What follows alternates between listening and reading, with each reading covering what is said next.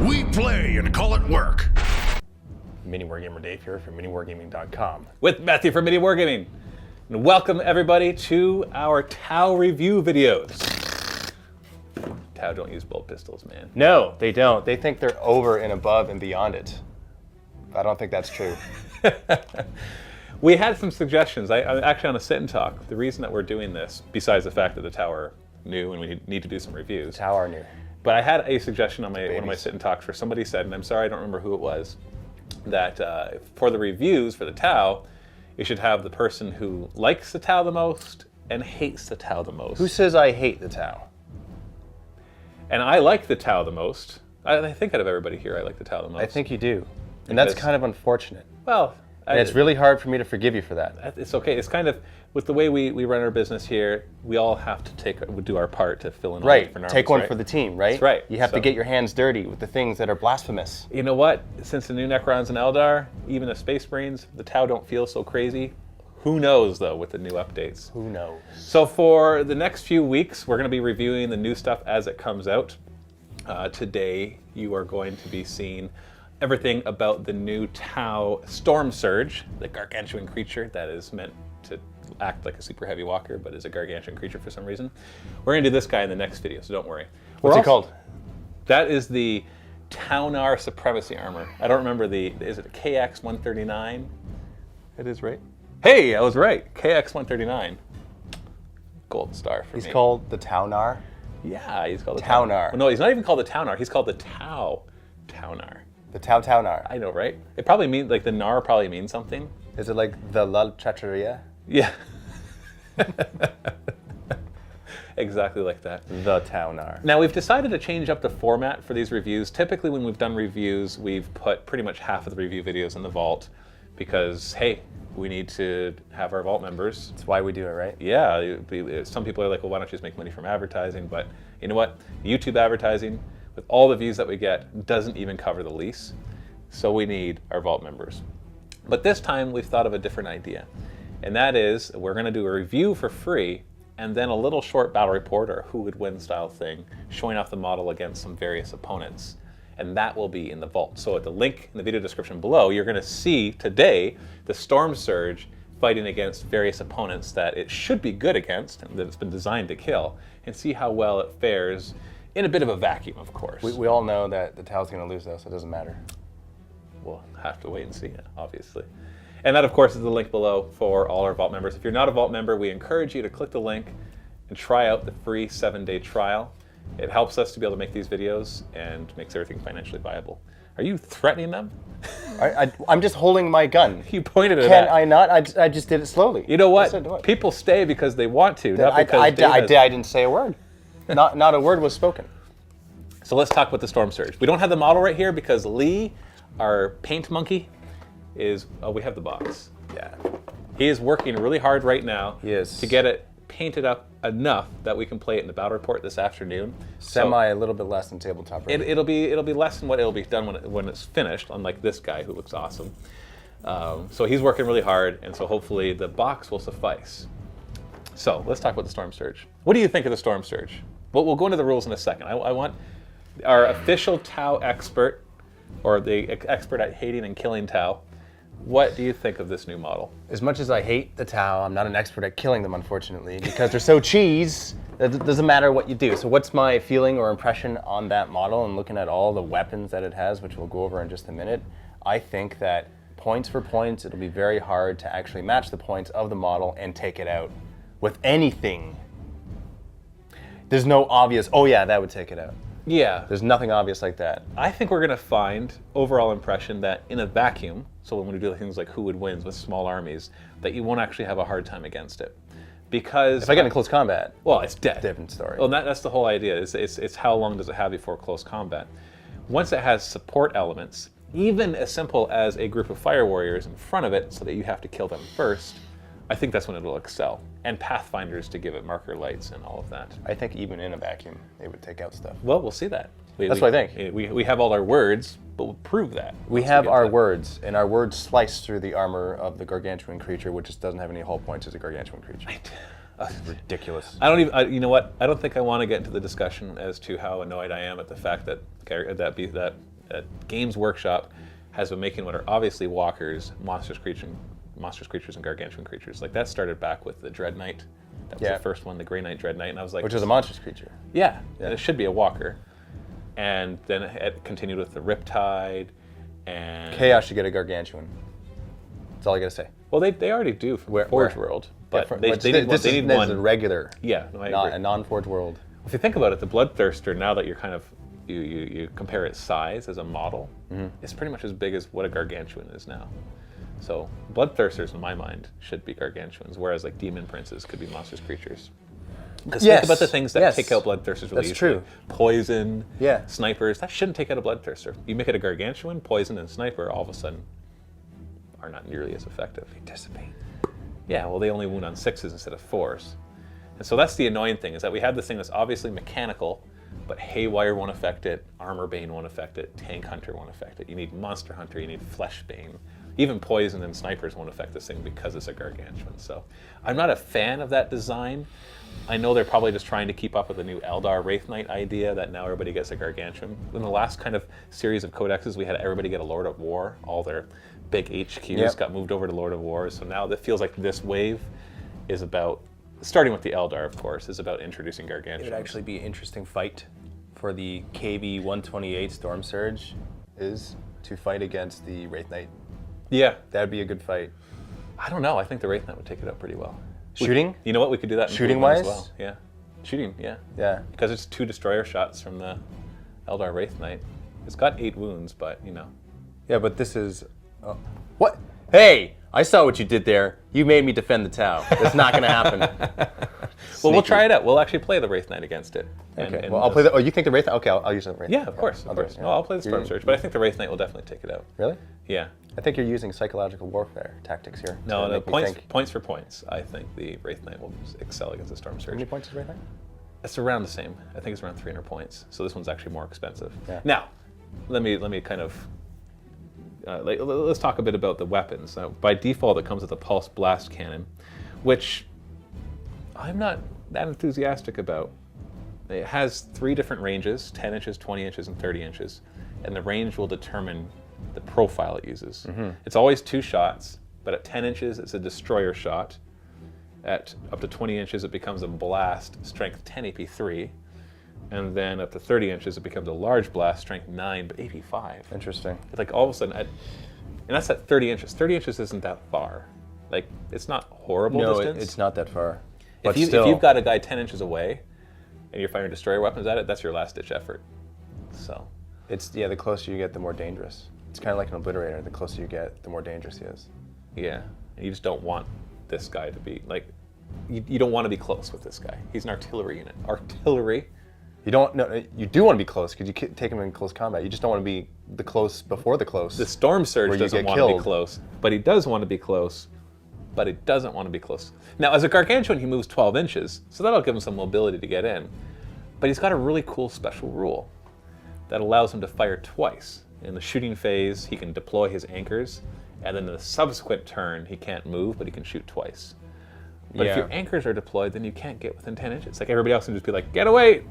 I think that would also help with Overwatch, could it not? No, they can't. They can't Overwatch. They can't Overwatch because he's Gargantuan, right? Yeah, it would be awesome if he could Overwatch, because then he'd have his cluster rocket system, which is 4d6, strength 5, AP 5 shots. Double tap that, that's 8d6.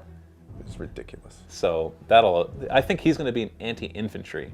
He looks like a better anti-infantry, especially with the blast. Yeah, exactly. At longer range. Now, you could switch out the pulse blast cannon for the pulse driver cannon, which becomes a nice long 72-inch range, strength 10, AP 2. He's got so many.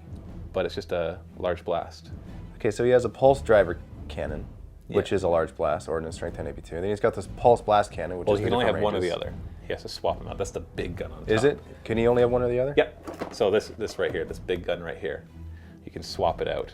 And so you can either be the pulse blast cannon or the pulse driver cannon. If it had both of those, like if it looked like a battle suit or the broadsides that had one of each, oh yeah, that'd be ridiculously awesome. But probably ridiculously awesome, you say? Yeah, but probably a little overpowered for 360 points. Just a little overpowered?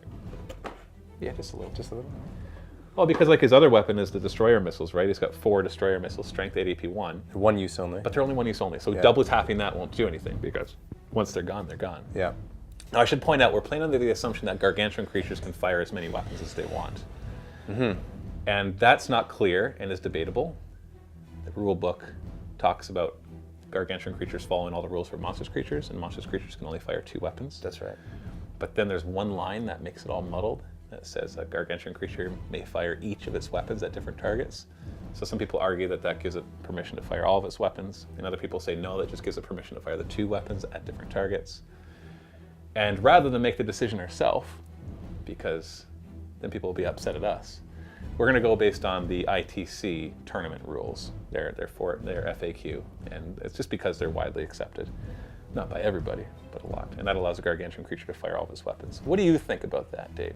Should a gargantuan creature be allowed to fire all of its weapons? No. It's because all yours don't even have shooting attacks. Well, I don't have any gargantuan creatures. Doesn't matter. No, you do. The Chaos have gargantuans. Okay, I'm talking about a regular game of 40K. But even non-Forge World. But even your Forge World gargantuans don't have any real shooting, right?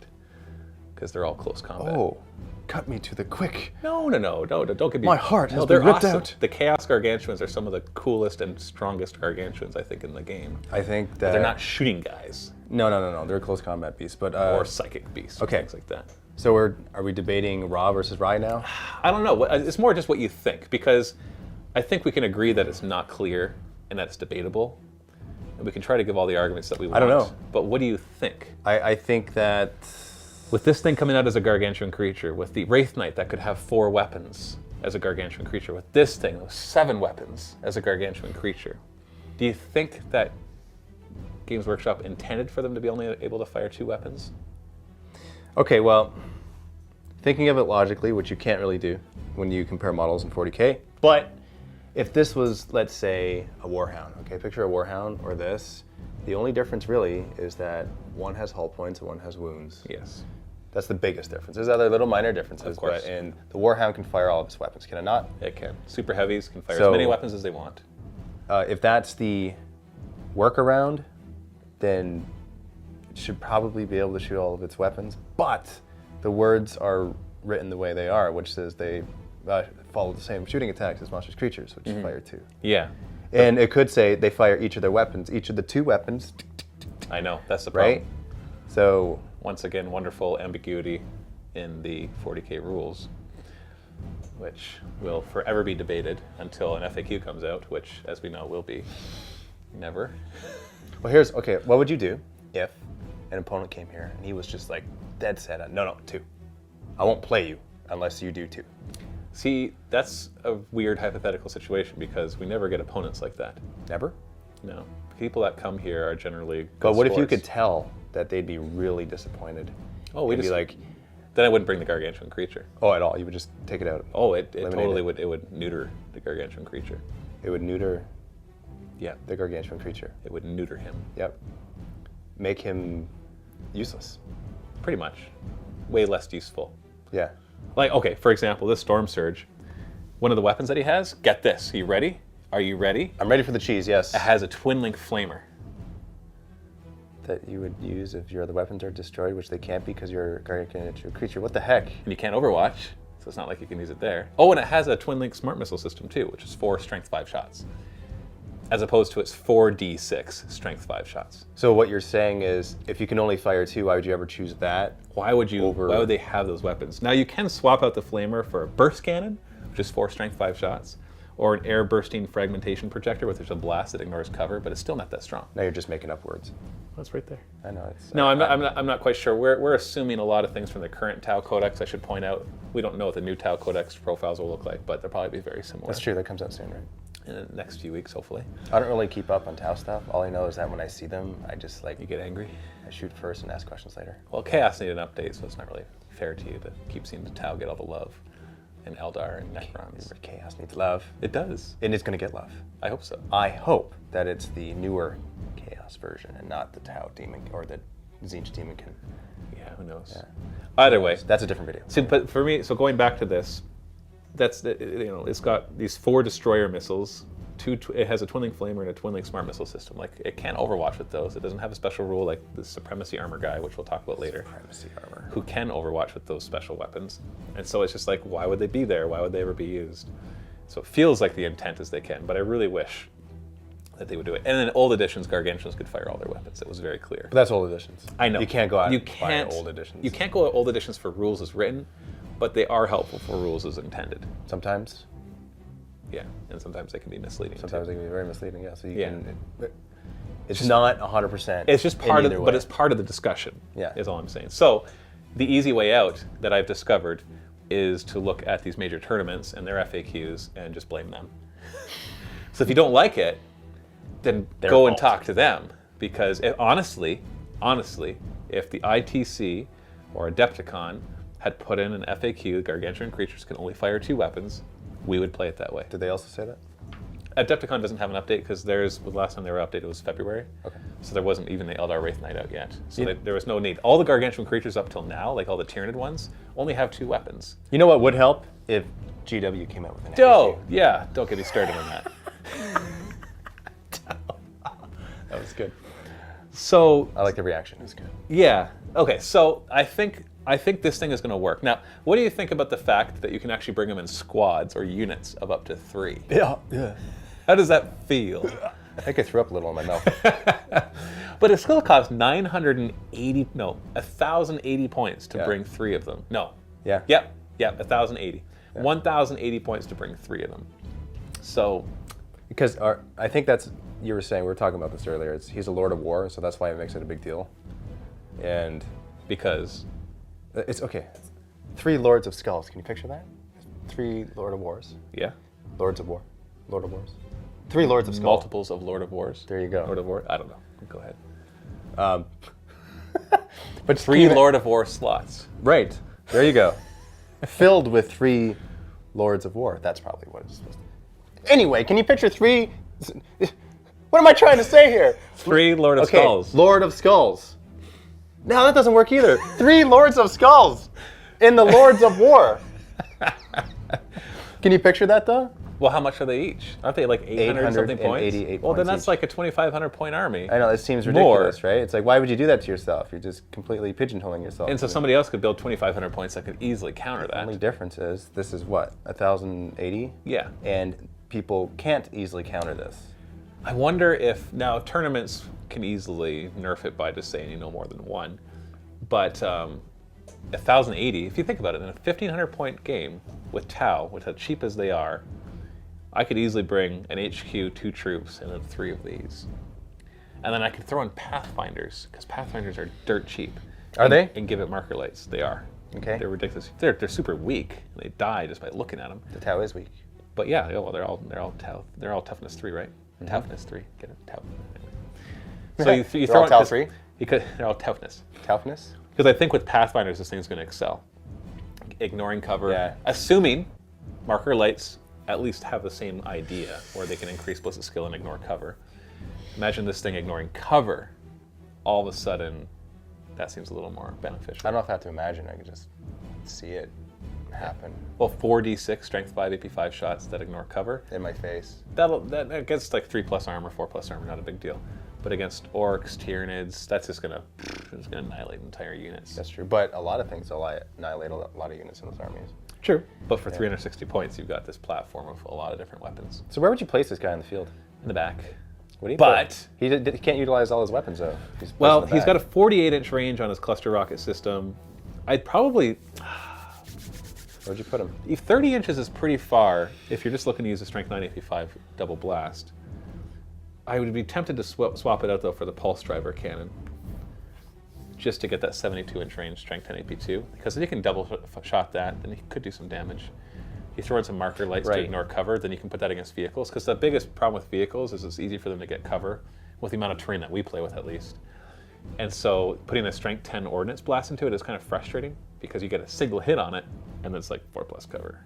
So you have a 50-50 chance of it going away. But if you get 2 of those shots with marker lights to ignore cover, that seems a lot more reliable.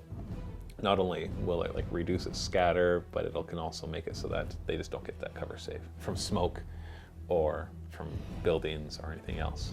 So I'm tempted to say that the pulse driver cannon is going to be the better choice of the 2 weapons. But you could also like place it, if I were to place it like 1 or 2 of them right here and then surrounded by fire warriors, so you come in close, then that'll get the nice close range for its other really awesome weapons. Because strength 10 AP 3 even. He would get a cover save from that, wouldn't he? But not that he needs it. No, he depends. He still has to be 25% covered. Oh yeah, stick a toe in ruins. He's a gargantuan creature, so he can do that.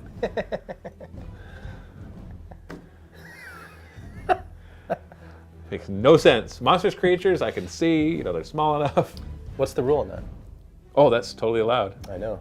You know what? I never thought to look that one up in the ITC rules. For gargantuan creatures. It shouldn't be allowed. But is it? By the rule book? Yeah, Yeah, totally. it is, isn't it? 100%. Rules as written is very clear. So right, stick a toe in there and... But that doesn't mean that the ITC shouldn't FAQ that and be like, no. So here's the thing. Sorry. Okay, let's say this, all right? Let's say the ITC does actually say, you know what, since it's in the rule book, it's rules as written, Well, that's then the rule. we play it that way. But here's the thing. Because we can't cherry pick, right? Because then people will be like, you're just picking the ones that are good for you, and you're leaving the ones that are bad That's for you. right. But then again, how do you decide? Well, because, for example... Who's to say that we have to use every single rule that they say? Well, it's more, if we don't, then, like I said, people will say we're cherry picking the ones that we want, and then blaming them for the ones that we've chosen, but we then ignore the ones that we don't like. Now, are there other rules that they do that we don't do? Well, there was the one we were talking about before with the psychic shooting that doesn't have a profile. Yeah. I've been playing it for a long time that they don't have to roll a hit, but ITC Adepticon rule that you do. So I'm changing that. And you haven't seen it yet because since we decided to change it, I haven't played my Tyranids yet because I've been doing other stuff. It's a good benchmark. I mean, it's the tournament play. They do add some stuff that is not in the rules, and they clarify whenever they do that. Yeah. But It's a good benchmark, I would say. Well, they do a lot of work to try to balance the game. Yeah. And so I think that they're a good, unbiased third party. They're good guys.